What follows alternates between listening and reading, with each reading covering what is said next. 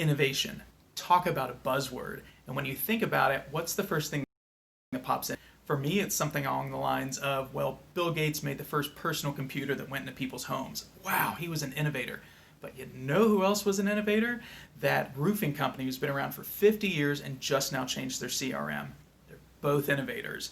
A simplistic way to think about it is innovation is really just invention and improvement.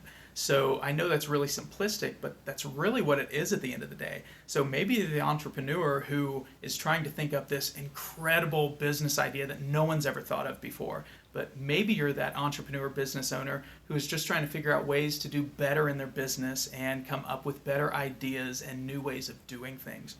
So it's so important to continuously be innovating. So I'm going to give you a few ideas and tips for ways to do that.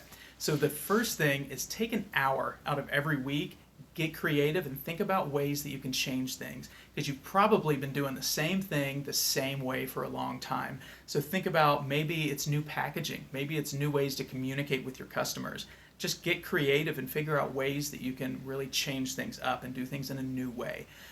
And ways to find places to innovate is to talk to your customers, talk to your suppliers.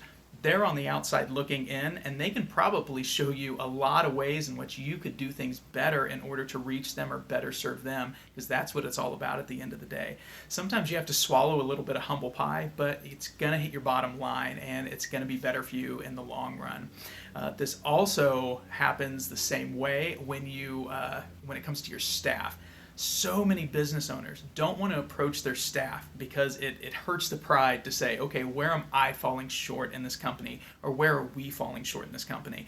But it's so important because they're in that business day in and day out the same way you are. So chances are they are able to identify some ways that you might be falling short. So as old school as it seems, put up a suggestion box or send out a questionnaire. Take somebody out for happy hour or a coffee and say, where can we do better? Where are we falling short? Because your staff is just an incredible view into your business. Take advantage of it. The next thing you have to do is invest in innovation. So this is technology, this is machinery, this is new processes or new services, and it is so important. I have an analogy I used. It might seem a little weird, but just stick with me. You have to chase the pig to avoid the sharks. I know, stick with me. So chasing the pig is when you are trying to keep up to date on new trends and new technology. It's like a greased pig. As soon as you get a hold of it, it slips away and it's taken off again. But you have to constantly be chasing that, otherwise you're going to be stuck. And the sharks in this analogy are buyers who, when they see a struggling business, it's like blood in the water. They know that they can come in and they can offer a lot less than this business should be worth because it has these issues with it. So you have to chase that pig to avoid the sharks. And lastly, you need to stay up to date with your industry. You need to know what those trends are. You need to know what people are doing different.